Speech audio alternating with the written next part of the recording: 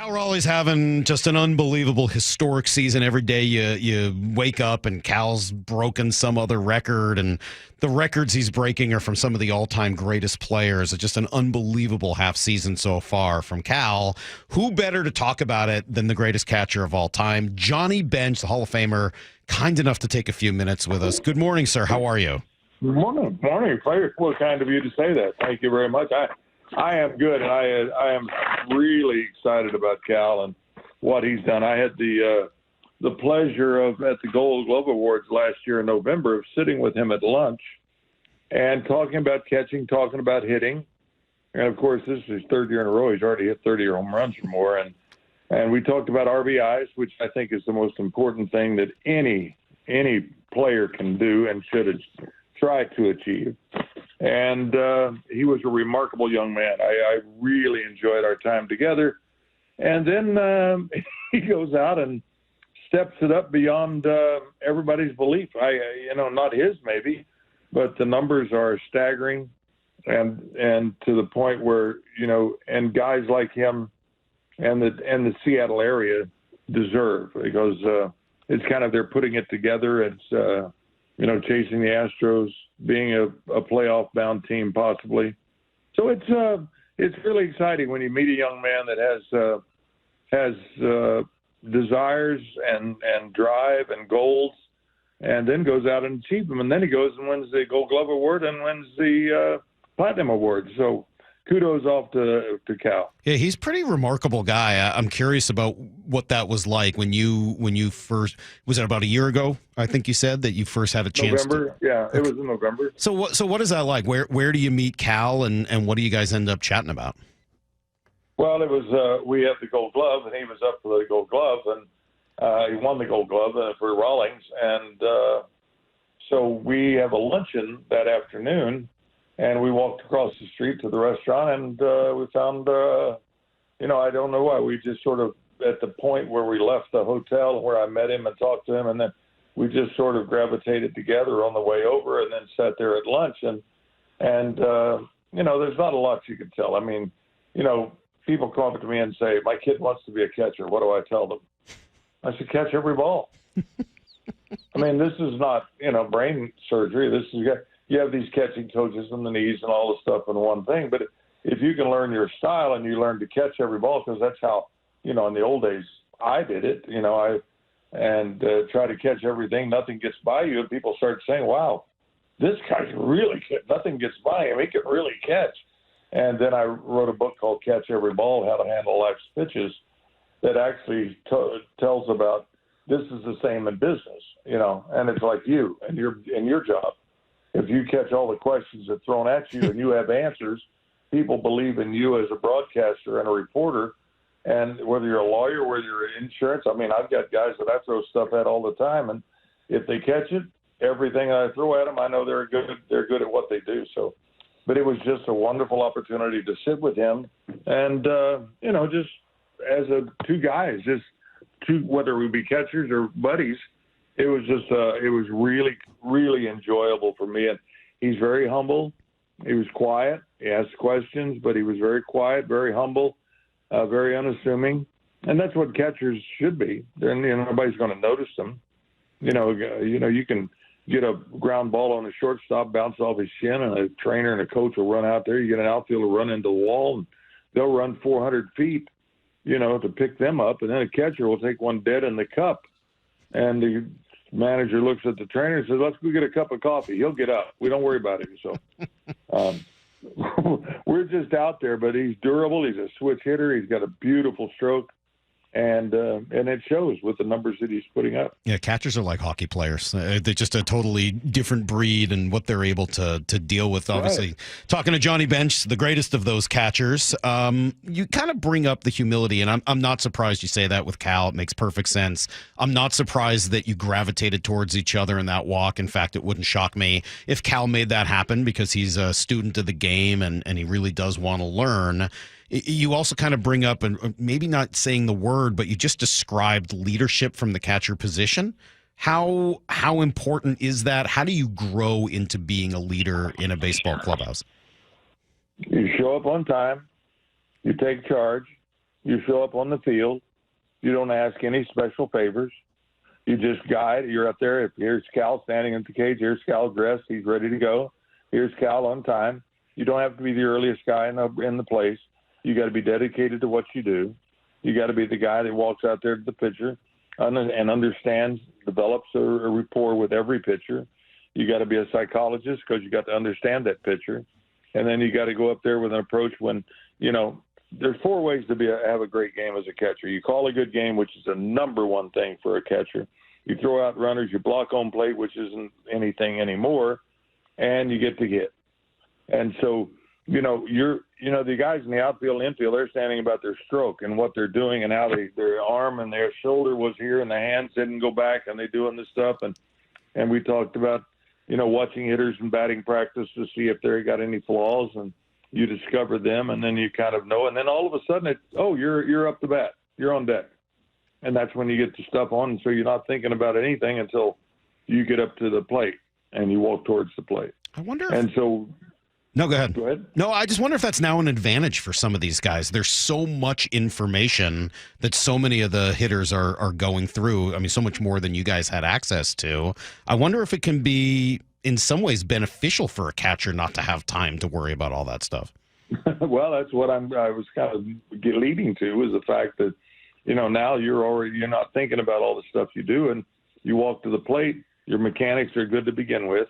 You start your hands back, your right knee stays back, left knee stays back, whichever one you're hitting from, which side, and you're able to get your hands started, and, your selection. And it's then, you're selecting, you're zoning, you're looking for pitches in a zone, and then when you get it, you go after it. And that's about as simple as it can be, and it's how easy it is, but, there's very few guys that can achieve that because of whether it be the visual thing, which we know is the most important thing about the eyes, about hitting, is being able to see the ball and staying in rhythm with the pitcher. And Cal he's done that in spades, I'd say.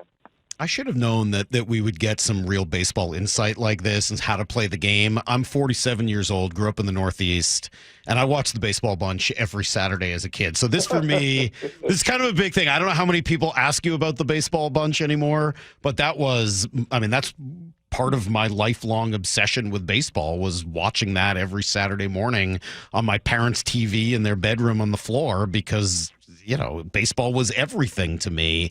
So, first of all, just a thank you for that. But it does feel as if you just kind of like teaching the game a little bit. Well, we're going to go far. We learned from the stars. I got a hunch you love the Baseball Bunch. And we had the best. And why wouldn't you watch the best? Why, I used to, there were times when I was in a slump. A slump is like a soft bed. It's easy to get into, but it's hard to get out of. And so I'd watch guys that were coming to play, and I'd watch batting practice on the other team because I wanted to scout them. But at the same time, I'd watch a guy like Jeff Burroughs, who had that little cock, just a little start of the hands back, and how stable he was. And I'd watch guys that were hitting, and then I'd see guys that weren't hitting, and I could see why they weren't hitting. And, it's like you go up and watch a hitter in Cincinnati when I go up there, and I'm watching the guy go in the cage, just sit by the cage, just to see what they do. And they do such, I don't know what kind of things in training they do and all this stuff. And, it was like, it's beyond some of the things I think about. But, hey, we're only qualified to do so many things. Our eyes and our body and our brain, in a 90-mile-an-hour fastball, it takes 0.42 seconds from it to get the pitcher's hand to cross home plate. You have 0.17 seconds to react to it. So in all that time, you've got to be able to make that decision of location, speed, break, and all that stuff, and then have the ability to do it. So the guys with the great eyes and the guys with the great technique will be able almost to slow that ball down just enough to do what Cal is doing and what guys like Will Smith is doing down at the Dodgers, and how Judge does it, and Ohtani. And, there's guys that can do it. And, it's like your ball club now, Rosarena is playing well. He's going to be an all-star, looks like. Mm-hmm. And I watched the draft last night, a lot of the draft anyway, but there was the names and numbers. We have the Johnny Bench Award, which mm-hmm. I think you may be aware of, the college catcher of the year for both men and women. And we have 4 high schools there in the Cincinnati Reds area. And, Cal was just before our ward. We had Adley Rutschman and we had Joey Bart. And you had a kid named Luke Stevenson that was drafted out of North Carolina. He was on our watch list. He was 35th, and I guess. And then you had Easton Carmichael, which is out of Oklahoma, did it. But we had a kid. I grew up in a town, Binger, Oklahoma, a town of 660 people, and we played Little League ball. And I had to play Fort Cobb a couple of years. Well, the baseball coach in Binger was Reggie Willits. He was also first base coach for the Yankees, but he coached the baseball team to a state championship. And then he has what is the number one draft choice this year by MLB, a shortstop out of Fort Cobb, Broxton. Now, you got to understand, this is a town of about 800 to 1,000 people, and Broxton's probably the size of 600 or 700 people. Because we had to combine schools to make the district and combine enough to get enough kids to come to school.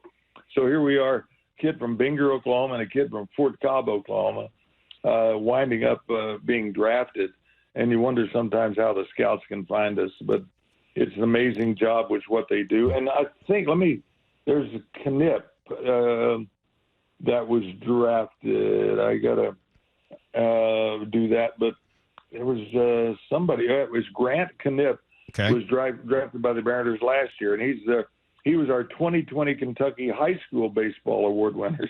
So it's kind of, we have West Virginia, Kentucky, Ohio, Indiana, and these are the high school kids. So we try to honor the boys and the girls and give them some credibility and give them some respect. And it's been a great little thing that we have. We have our awards on the 29th of this month. Well, I will admit, I was rooting yesterday as I was watching the draft for the Mariners to take Caden Bodine, just because I thought it would have made it fun to talk to you about him today. He wins, right? He's our winner. Yeah, I know. And he went to the Orioles just a few picks before the Mariners took Stevenson. How does that work? Mike, how does that work? I mean, he's going to Adley Rutschman. Wow. I mean, you have a young all-star catcher and everything else, and you get drafted, but these guys have to do it, and sometimes they draft a kid. They had another kid named Mike that was drafted, but he's out of Auburn, but he was not he's kind of an all-around athlete, which I was a catcher, but I pitched. I was 84-3 lifetime pitching for my Little League career up through high school. So I never really caught that much, but everybody thought I was a catcher. You got those Little League stats memorized. I like that. That's still pretty good. Somebody tells me, believe me, Mike, okay, my brain is not there anymore, okay? I had 10 concussion, and I was just, That's pretty funny. Well, I don't know how much you get to know these guys. Any idea kind of some of what would make Luke Stevenson a pick there at 35? He sure looks like he's got a lot of power. He kind of looks a little bit like Cal with that big kind of midsection rear end. He looks like kind of a little mini Cal. Don't be talking about rear engine catchers, all right? This is rude. All right, that's just rude because I won Watchers of America 10 years in a row, or 5 years, or whatever it was. Yeah, we are known for that because that's all that's sticking out. But no. There's, they see kids that will maybe transition into a third baseman or a first baseman. They love his power. They love what they're seeing and everything else. So I just think it's a great opportunity when you get a good athlete, and that's the thing. Let's get a good athlete. And we can transition him because he can adjust to playing first base, third base, and maybe make a difference for that ball club. Hey, couple of things real quick, and then I know we'll let you go on with your day here. And just thank you so much for spending some time talking about Cal and catching and everything else. Just awesome and a huge thrill for me.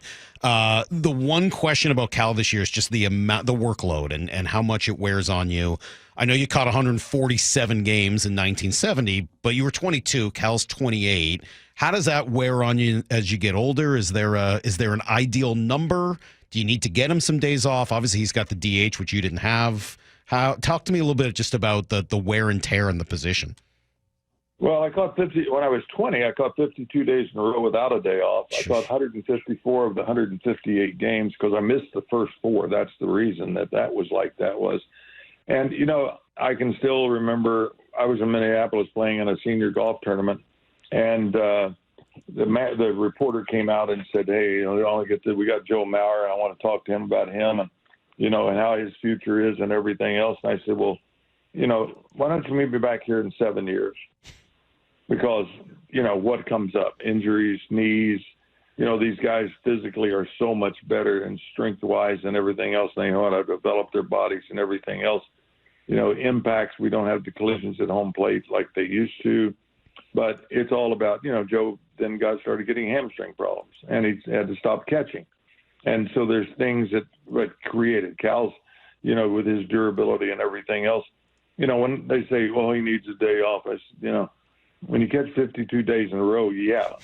And, the manager, Sparky, used to say, 80% of you is better than 100% of somebody else. And so you play hurt and you play through pain, and nobody will notice it. It's a thankless job in so many ways, unless you're the guy that hit the home run or threw the guy out at second or blocked home plate. So until that happens, it's wonderful to see these catchers develop and do. This is really in a long time. And Will Smith leading the league in hitting, but you got Cal, and you got, you only got like 15 catchers, I think, in the Hall of Fame, and that's because they only come around once every 10 years because they don't win batting titles, they don't win home runs, they don't win the RBIs and everything else. And so we got a chance to watch a young man who's dedicated to what he's doing, dedicated to a young pitching staff that's got some potential and a lot of talent. And you got a guy that just is truly one good guy. And he doesn't ask it. He doesn't want the accolades. He just wants to, play. And that's what catchers are. They're workhorses. Sparky used to say, I said, am I going to get a day off? He said, let me put it to you this way. If we're behind, I'm going to catch you to catch up. If we're tied, I'm going to catch you to get ahead. If we're ahead, I'm going to catch you to stay ahead. I said, I'm not getting the day off, am I? He said, no, you just ride that old mule until it drops. So it's what it is. It's a thing. And it couldn't be, I couldn't enjoy it more than this opportunity to talk about Cal and what he's doing. And, you can't read the headlines because, I remember, but you're brought down to earth pretty quick. You go to you go all the other cities and they boo you because they don't like you. The only time you like you is at your home. And then when you hit in 238, they don't like you there. So you got to figure out. I hit 2 home runs, drove in 5 runs. I go out to a restaurant after the game in the bar, and the guy said, hey, I say you pop up and strike out. So, whatever's happening is the day's gone. And tomorrow's a new day, and you go out there with another approach to get the best game out of your pitcher, do what you can to win a ball game, and that's the way you become a success and maybe a Hall of Famer. Can I ask you, this is just a personal question. It has nothing to do with this interview, but I got to ask you because, as I said, I grew up in Boston. I've probably seen the Carlton Fisk home run. I mean, I can't even tell you how many times. My dad's probably mad at me right now for talking to you because you were on the 75 Reds and it, broke his. I got you. Tell me what it was like sitting there. I know you won the next day, so it ended up working out. But what was your view from right behind the plate of Carlton Fisk's home run in Game 6?